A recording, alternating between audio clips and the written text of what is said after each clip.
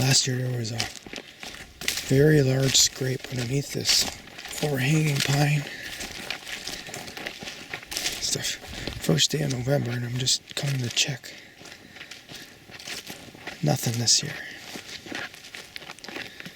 First doe tracks in it.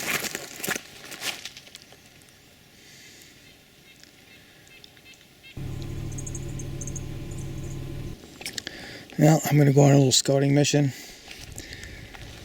I am taking my stand and bow along because I haven't been back here before, just in case I find something interesting. There's a creek bottom right here, and then it empties into a river.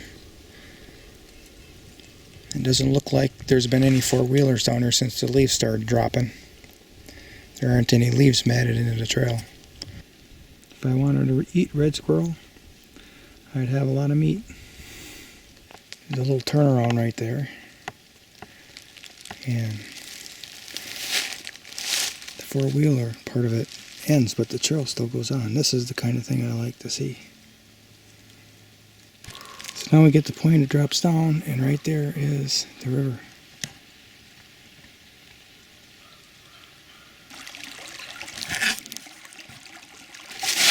There's a little tiny fawn print there in the mud.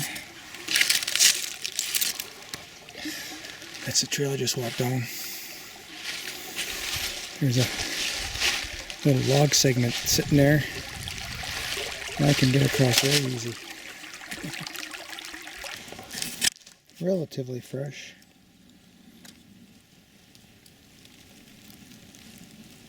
Big pile. Nice place to take a little break, drink a little water.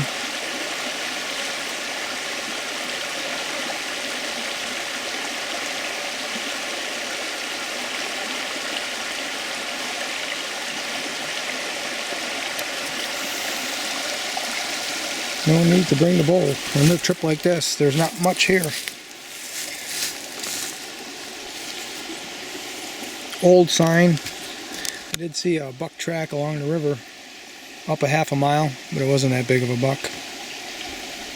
There was a river crossing right there. So I did bring the mobile hunting gear. I got a camera, trail camera along just in case. Just took a drink of water. I got my jacket where my back is. Always my back is up against the grate when I'm only wearing a light shirt like this. It can get bothersome after a while. I almost got a mile in. When I get past a mile, at some point I'm going to decide to turn around and I'm going to go into the woods, walk back in the woods, not along the river. I've been here, done that. So.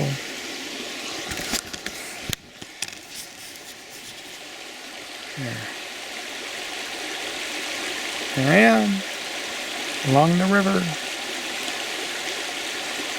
enjoying my hunt as much as I can, even though it's getting in the mid-60s. Tomorrow's supposed to be in the 70s. This is November 1st. And I got better spots where I got larger bucks on my trail cameras, but I'm not going to burn them out on a nice day like this. Again, this is my imagination now. Who knows? You know, there's always an exception. But since the deer have their winter coats already grown, I'm sure they're not going to want to move around much during the day. That's my imagination.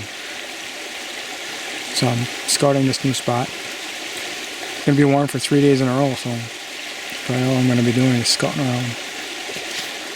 Because I did plan for this week to be a hunting week because of the beginning of the rut.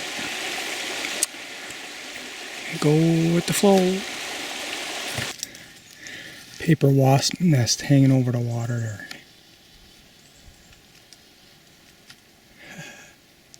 Look at this freaky tree. Look at that.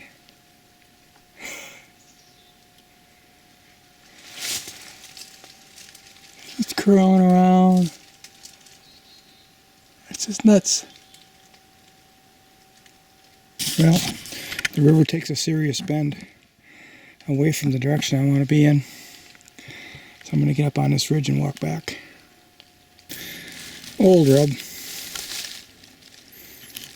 A freaking bait pile. I'm just walking through the woods and here's a freaking bait pile.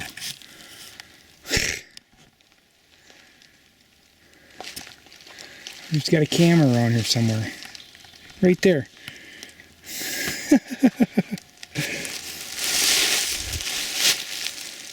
Sorry, man. I was just walking through the woods. See, where is it? There it is. Well, we're moving along. I'm looking for spots. I'm looking for spots where there are no people, let alone a bait pile. I just walked up that spine there from the creek. You can see the creek down there. I'm documenting this. I put it on a GPS already. Spine tween valleys. So this could be kind of an interesting spot if it's, you know, raining or really crappy weather, whatever. Bring a little tent, stick it here. Probably 70, 80 yards in that direction, maybe 100 in that direction. On the other side, even farther. Right over there. Across the creek, it's all open. Maturing poplar. So if anything wants to run through here, it's going to stick to the creek bottom, I think. Of course, what I think doesn't mean that's what the deer are going to think. Okay. Duly recorded.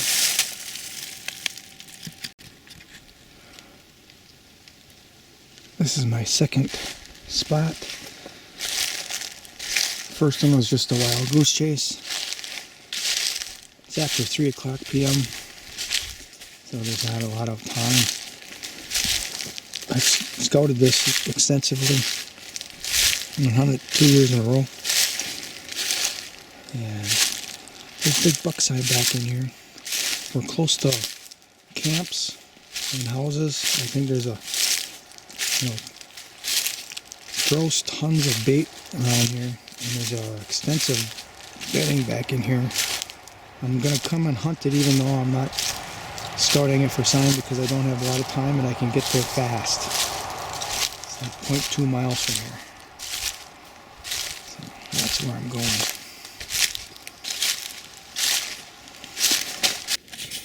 That tree has been reconfigured. It's a hard maple.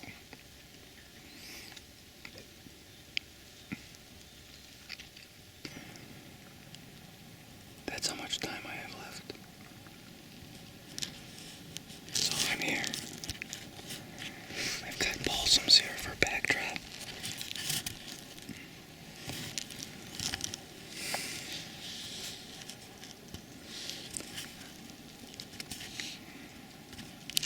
And in the past, last 2 years, there's a really nice trail. You can see the island in the background. There's a nice trail that comes down the island, skirts right on the edge there. Now, I didn't walk over there to see if it was active or not. I'm just throwing a hunt at it because I don't have a lot of time left. And the wind is going that way. So, I mean, just off. The beds are all over there. So, you can see some taller trees in the background. What I could see them doing is coming around. And not even getting to the island and just coming in through here. Scent check all those beds over there. It's November 1st, so it should be ramping up. Back this way is so thick. I don't know if a big rack buck can get through there. I scouted it. There is one trail that comes right through here. And then I followed it, and then it kind of just ended into the thick stuff, back about 30, 40 yards. You can see there's kind of a little opening in there, just beyond the trees. That's Phragmites. Then beyond that, the trailer ends. But the wind is going that way. That's so far, that's the way there.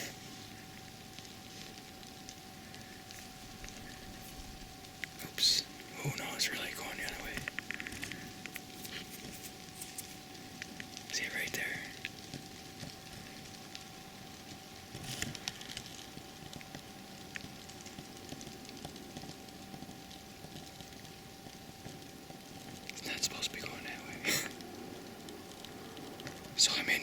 switched. It's supposed to be from the southwest. Now it's southeast. Could be some funky thing with this ridge.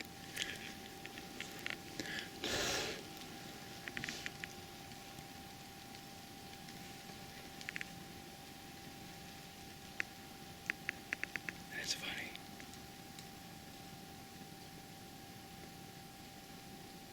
I can feel it in the back of my neck now. Well, maybe they'll come from this way, going this way then. Okay.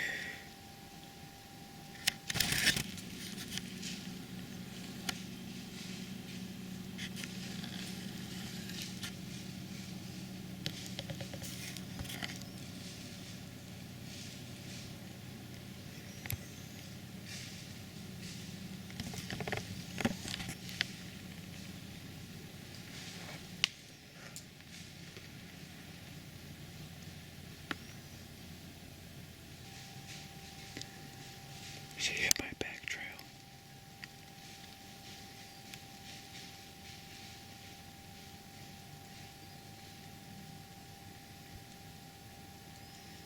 She's running right straight away from me for some reason. Like right down the trail.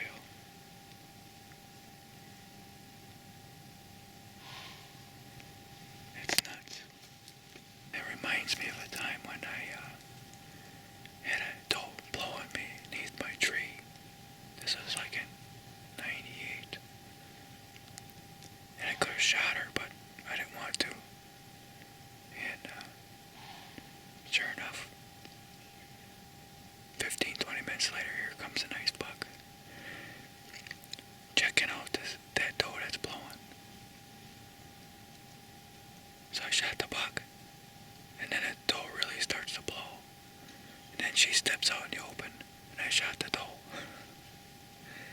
And I had 2 deer to drag out.